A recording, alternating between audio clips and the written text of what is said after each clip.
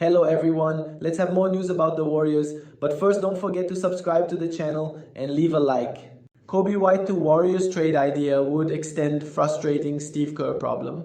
Just days after the Golden State Warriors were eliminated from the NBA playoffs, there are already a significant list of names emerging as potential trade targets to upgrade the roster during the offseason. One of those surfacing is Chicago Bulls guard Kobe White, with the 25-year-old set to enter the final year on a cheap contract before he presumably asks for a hefty extension. But while White would add a lot to a somewhat limited Warrior offense, he would also bring a notable Steve Kerr problem that's been frustrating fans for years. Is Kobe White exactly what the Warriors need? White has become a real talking point as a potential trade target after he was raised by Anthony Slater, Marcus Thompson II, and Tim Kawakami on the latest episode of the Warriors Plus Minus podcast.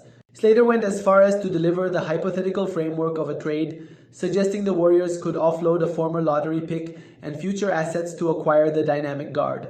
If you're the Bulls, would you take Moses Moody and a future first for Kobe White? I mean, it's considering the Bulls' stagnant situation. Sure, you're, as the Bulls, probably getting a downgrade in talent, but you're still getting a young player that will help in a rotation and a future pick, Slater said. There's little doubt that Golden State have lacked the Jordan Poole-type explosive scoring guard since they traded him for Chris Paul in 2023. The offense when Stephen Curry is off the floor has always been problematic, but even more so without another true shot creator from the guard position. White would provide just that, having averaged 20.4 points, 3.7 rebounds, and 4.5 assists this season on a reasonably efficient 45.3% from the floor and 37% from three-point range, nearly 8 attempts per game. His contract makes him a realistic target right now, and may also be the reason the Bulls are willing to move on if they aren't prepared to pay both he and backcourt teammate Josh Giddey significant money from 2027 onwards. The problem with White is you'd be adding another guard to the mix, which goes against what the Warriors are reportedly searching for right now in terms of more size in the front court. Golden State already have Curry, Brandon Podziemski, and Buddy Hield under contract for next season. Adding White as a fourth guard needing significant rotation minutes would create a logjam and inevitably end with plenty of the three-guard lineups from Kerr that have frustrated fans for years. That's not to say they shouldn't target White, particularly if Moody and a protected first is all it costs. Yet having all four of Curry, White, Podziemski, and Hield might be overkill, meaning the Warriors would probably have to entertain other trade avenues involving the latter pair. Now let's go to another video. Don't forget to leave a like. Injury, like somebody was like, man, wouldn't you just play if you had, like, of course he would play if he could play. But if you can't play in the playoffs, you can't play. It ain't nothing you can do. And coming back, you got to be all the way right because you're literally a half, a quarter. Like, I remember I pulled my hamstring in the Dallas series, and if it wasn't for just the momentum, like, my hamstring was torn. I was just like, fuck it, we gonna ride it till the wheels fall off, right? But, you know, a Steph's situation is different. He can't play. He can't move. So there's no reason to get out there. And now you're looking at your big puncher, your knockout puncher, like, damn, dude, all right, we gonna keep boxing and squabbing with these dudes, but like, damn, if we had our knockout guy over here, it'd be a different story. And so when you playing like that, you really just, like you said, uphill battle playing to survive. But yeah, man, we've seen Steph play through a million injuries, hamstrings, quads, calves, muscles. If he could have gave us 60%, I say no. If he could have gave us 70%, I still say no. That's not the answer. So, moving on, it was great to, bounce back this year throughout the course of the year and not see a whole year just go by the wayside. Actually, give ourselves a chance. But y'all had a chance to win it too. Absolutely. Y'all had a strong chance. Y'all had a strong belief. And man, the way y'all bounced back and put your name in the hat. You put your name back on the board outside of like, damn, we about to be mediocre and be, mid. Mm-hmm. You're not mid no more. Facts. You're back to being a lead. Yeah.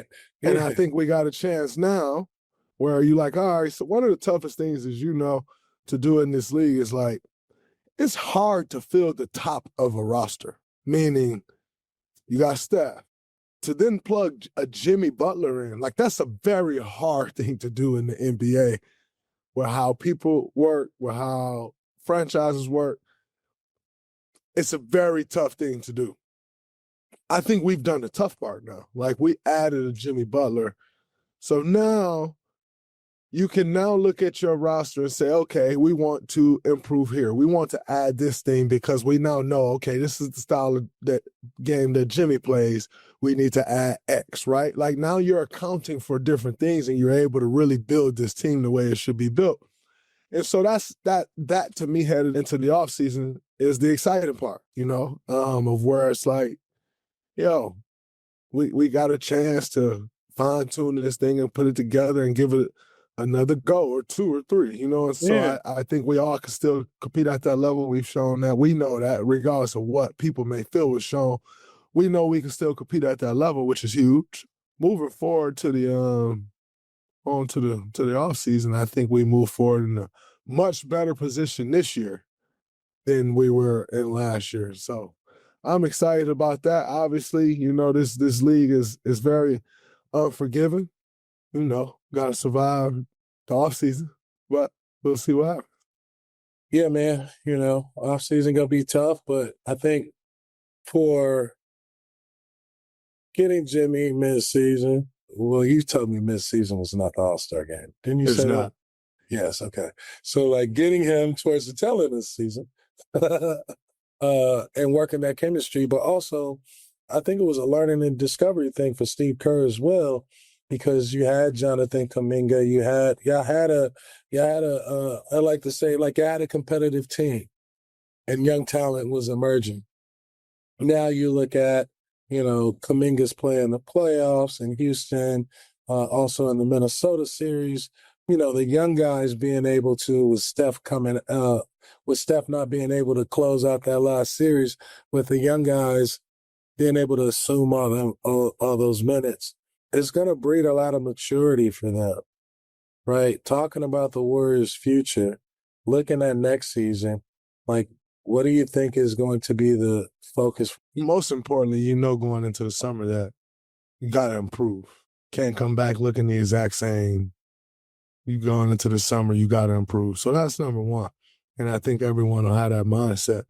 I think as far as the young guys go, when you get those opportunities, that can be a gift and a curse, right? Like you can get those opportunities sometimes before you may be ready for it, But I think we all believe as NBA players that we're always ready for it, right? The delusion in our minds as athletes, which is what allows us to make it to this point, because you have to have some sort of delusion in your mind and believing that you're one of the 300 or 400 best players in the world to play in this league. You have to have a little delusion in your mind to believe that. So we all have that thing. In this league, young guys will come in, including all of us that came in, and think you're ready for something before you are. That can be a gift and a curse in this league, because you could have the potential to do something and not quite be ready in that moment, but you will then be judged off the moment as opposed to the potential. As opposed to, if people never see you do it, then they'll just continue to say it's potential. But the potential could still be there even if you struggle in that moment. So, for instance, I think Brandon Podziemski struggled a bit in this series, right? Now, I feel like his best game was probably the last game of the series. Because he struggled right now, today, in year two, a little bit in the series against some guys who's been through it now, and because he struggled, does that now mean that the potential isn't there? Because he struggled a bit in this moment? Or after year two and having that moment, does he now say, oh, okay, they did X, Y, and Z to me in this series that made me struggle. Now I know that. Now I can go get better and improve upon that That's thing. what the summer for, yeah. And then What an organization has to decide is, do I believe that that guy is going to do that work, right? I've been playing with him for 2 years now. I know he's one of the guys that will do that work. I actually got a text from him earlier today asking me, what do you think I need to improve upon this summer? Right? Like, that is the type of kid that he is. And young man, I'm not going to call him a kid, he's a young man, but that's the type of young man he is. He works. And so his thing, like, what do I need to do? What do you see that I need to be better at, that I could do to improve up on myself next year, right? And so when I look at our young guys, they all show promise. They all grew from where they were last year. And so will every single one of them be back on this team next year? Just off short numbers and the way this business works? Probably not. That's with every team in the NBA. That's just what it is. But I do think all of our young guys from BP, Moses, JK, Trace, Guy Santos, Quinn Post, the list goes on and on. I think all of them showed that they improved, they showed promise, and in order to do that, they've shown work ethic. What's up, our fans? We got some great news. We're thrilled to announce that the new show merchandise is available. The site is now live, so you can check it out and grab your favorites. Go to the dgbdshow.com. That's the dgbd. Was his most since 22-23. And then before that, had some nagging injuries, things like that. But a very good season for him in terms of the number of games he played. You look at his field goal percentage was down, which is a bit interesting. He did miss some layups that were backbreakers in games. And his three-point percentage was down. Only 32%.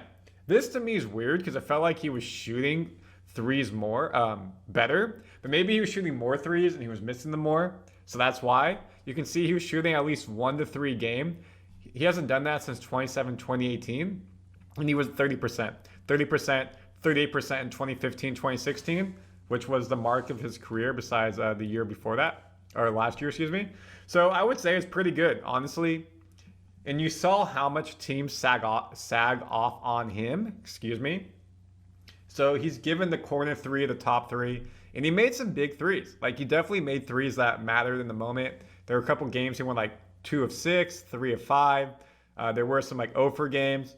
But all in all, I would like to think he did better than this percentage-wise, but it's probably because he took a lot of threes. If we take a look, 246 threes, which puts him again right up here around that mark. So he took a lot of threes, made 80 of them. Felt like he made more. Free throw wise was not good, 68%, consistently hovering around 70%, a bit lower than normal. And you look at how many he had, 147, which up there, not the most of his career, but was up there. Rebounding wise, 6.1 total for the season, a bit low. You can see he was really in the 7s for about a decade, if not higher. You look how many that is, 414 total. So disappointing there, but I think he was more out on the perimeter more, and he was letting guards get the rebounds. Assists, always a nice assist person, 5.6. Steals, 1.5. Points per game, 9. Again, coming with the threes a bit. The most he's had since, what season is that? 2017, 2018 per game. So look at this. Do you think that makes his season statistically as individually a success or a failure? A bit down from where he is. I would say a success because he didn't have crazy suspensions. Yes, Draymond will get texts and flagrants. That's just the type of player he is. But it wasn't detrimental to the team like previous years where he was out 5 games in a row, 10 games in a row, something like that. And we had to try to make up for it. No, he was available, a team leader for this team, missed some games due to injuries. That's NBA, that's fine, but no long-term suspension. And that takes you to what he's talking about in his exit interviews. So what does he think just about the season as a whole? I wholeheartedly believe Steph was healthy. We could have done that, but I once won a championship where Kyrie Irving got hurt in the NBA Finals and Kevin Love got hurt in the NBA Finals. Do I think we still would have won if they didn't get hurt? I do believe so, but we'll never know. That's just the nature of the sport that we play. Injuries are a part of it, and they're unfortunate. So you can't take the good and be like, oh, man, we won a championship, and it don't matter that somebody was hurt. On the flip side, can't sit here and be like, we would have won had Steph not got hurt. No, you've been on the other side of that. So respect it when it don't go your way. You know, one thing I hate is a front runner.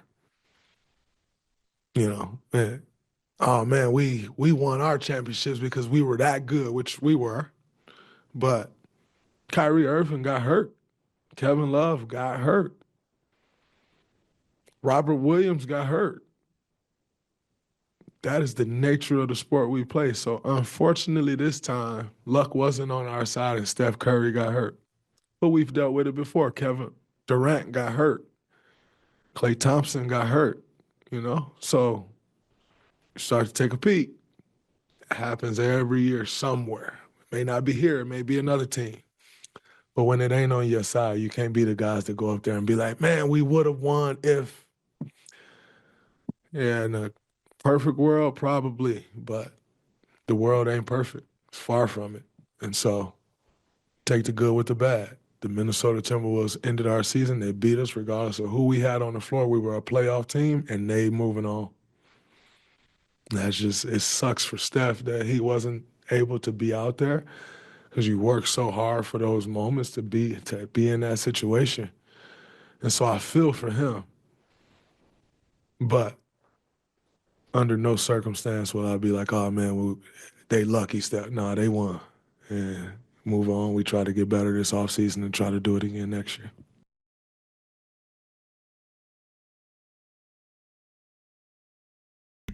That's a lot to unpack from Draymond. Overall, I love what he said. I mean, he's right. We won some series in the playoffs. He didn't mention Ja Morant getting hurt to get to the finals or winning the finals because of injuries. And Warriors have been pretty lucky in the playoffs, besides for Kevin Durant with the Achilles. Obviously, he was dealing with the calf injury going up into that we've been relatively healthy in the playoffs without catastrophic injuries, besides KD, which I know is a major one, especially when you're going for a three-peat. I get it. But you can't sit in the woes. You can't say, hey, we would have, or should have, we could have, whatever it may be. So I like what he said there. And you work your ass off all season to get to the playoffs when it matters most. In the miss, as a competitor at the highest level, that really hurts. So I agree with everything that Steph said there. Draymond said right there. Now the question is about Draymond moving forward, his position. We know he doesn't like to play center. Steve Kerr doesn't like him at center. They need a center. Is he the center moving forward next year? I am the center of the future. No, I'm just playing. I mean, you might be right. No, honestly, listen, Loon has been here for 10 years, and he's been incredible. That was a key cog in us winning the championship in 2022. Trace has grown a lot, over the past 2 years. Of being, was he the 52nd pick or something like that? 57? And, the strides that he's made has been incredible. What we do at the position, I'm not sure. That's not really my role, but what I will say is I think you always have to be looking to get better. If you're not looking to get better in this league,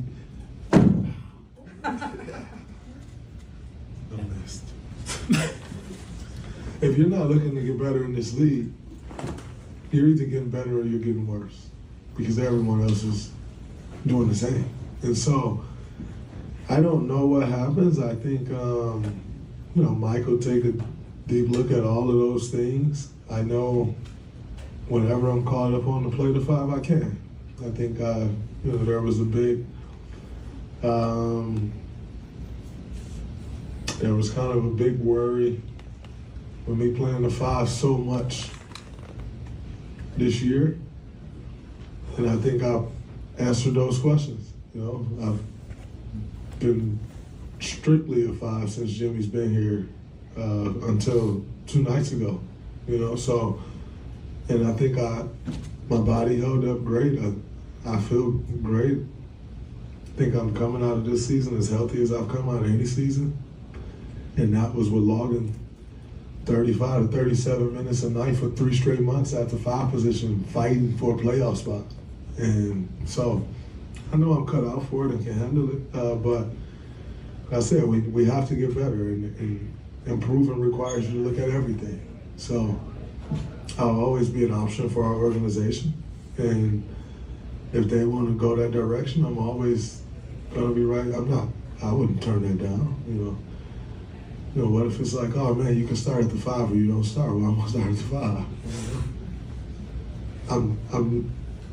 It is what it is. I think when I look around the league, yeah, guys are big. Joker, Sengun, Zubac, healthy Joel, but I don't back down from anyone, and if that's what our organization decide to do, I'll be right here ready to go. And if they decide that want to go one of the 5s on the roster, great. If they decide they want to go after someone, great. You know me, I'm always in favor of what's best for this organization. I can always see past myself when it comes to this organization.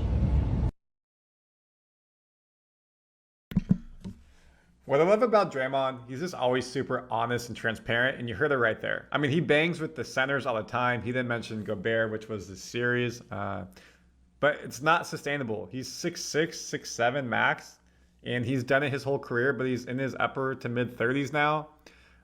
People are getting younger, taller, faster, stronger, bigger, you name it. He did a great job against Sengun in the Rocket series. Like, he held them. He was able to keep his position, not let him get low, get the finger rolls. So he did a really good job. Like, give him credit there. But the Warriors need a center. It's obvious when I showed you the stats. Rebounding, we need a proper center. Someone who's big like an Adams, a Zubac like that, who can command the post. Looney, 10 years of service, has done a great job, but he's just not that guy anymore. And they need a proper center to be successful. And then it takes you to the last question about Draymond and Jimmy Butler with the trade. I think the biggest change that needed to be made was we needed someone like Jimmy Butler. And we made that change. So I think the hardest part is done. It's harder to get guys like that through trade, through free agency. Just doesn't come up often. And so I think that part is done and puts us in a much better situation going into this offseason than last year, where we're kind of looking for that, And so that being said, we have to get better, and we understand that. We lost in the second round, regardless of what the circumstances were. We lost in the second round. So we need to improve. We've always spoke about there being 82-game players and 16-game players. At some point, for us, we have to take a look at both, because, ideally, you don't want to be from February 8th on scrapping and clawing for every win that you could possibly get. That takes a toll after a while. For us, we've kind of been in playoff mode for the last 3 months. It's not a highly effective way to win a championship. And so I think we all understand that from top to bottom in the organization, and we need to put ourselves in a better position to have a great year, not finish great. That makes sense. I hope that don't come off as like, yeah, we want to finish great, obviously, but the year needs to be indicative of that to allow the finish to be what we want it to be. And I get what he's saying here. You can't put yourself in crunch mode and have that pressure that back half of the season. You want to be able to do well all season. I get what you're saying, Draymond. Having to play 3 months of playoff, I think ultimately took its toll, over the course of the last few weeks. So I think that'll be the focus. Feel very confident, very strongly that we can still make another run or two at the ultimate prize. But we definitely have to get better. Dude, I just love Draymond's answers. He is so in-depth and long. I know it puts the video longer, but hearing the full answer makes a lot of sense because he really dives into the details. And he's right. The Warriors season before Butler, we were 26 and 25, started 12 and 3, and then boom, folks, it just got terrible in the late fall. Giannis Antetokounmpo to Warriors dream could get real after meeting revelation. With the pillars of Stephen Curry, Jimmy Butler, and Draymond Green in place, the Golden State Warriors appear destined to search for more high-level role players to surround the veteran core trio this offseason. However, that could all change in the next week when Giannis Antetokounmpo meets with decision-makers at the Milwaukee Bucks to determine his own future and that of the team after 3 straight first-round playoff exits. The Warriors could still enter the Giannis Antetokounmpo discussion after ESPN's Shams Charania reported earlier in the week that Antetokounmpo is open to explore where his future may lie. NBA insider Chris Haynes has now revealed on Saturday that the 2x MVP will meet with Milwaukee officials in the middle of next week. This is where Giannis is going to have the chance to speak to Bucks brass and talk about the direction of the team. Haynes said, all he wants to do is be put in a position alongside a team that has a chance to fight for a title. This is going to be a very, very crucial meeting. Anthony Slater and Marcus Thompson of The Athletic reported after Wednesday's playoff elimination that there are no early indications that the Warriors will be at the front of the line of the yet-to-materialize Giannis Antetokounmpo sweepstakes. Yet given Joe Lacob's reported dream of pairing Antetokounmpo with fellow 2x MVP Stephen Curry, it's hard to believe that Golden State wouldn't show some level of significant interest if the 30-year-old were to make himself available. The Warriors could easily be outbid in terms of potential trade offers by Western Conference rivals like the Houston Rockets and San Antonio Spurs, but that doesn't mean their Antetokounmpo hopes would be completely dead and buried. ESPN's Brian Windhorst suggested during Friday's episode of Get Up that while Golden State won't win a bidding war, they could still end up with the Greek Freak if he declares his desire to play alongside Curry in the Bay. At that point, no one on the roster outside Curry would be off limits, including Butler and Green, at least one of which would have to be involved for salary matching purposes. The relationship between Curry and Antetokounmpo is a notable one, with the Bucks superstar the only non-Warrior player to make an appearance at Curry's All-Star Weekend party in February. And you, fan, what do you think about Antetokounmpo's situation? Leave your opinion in the comments.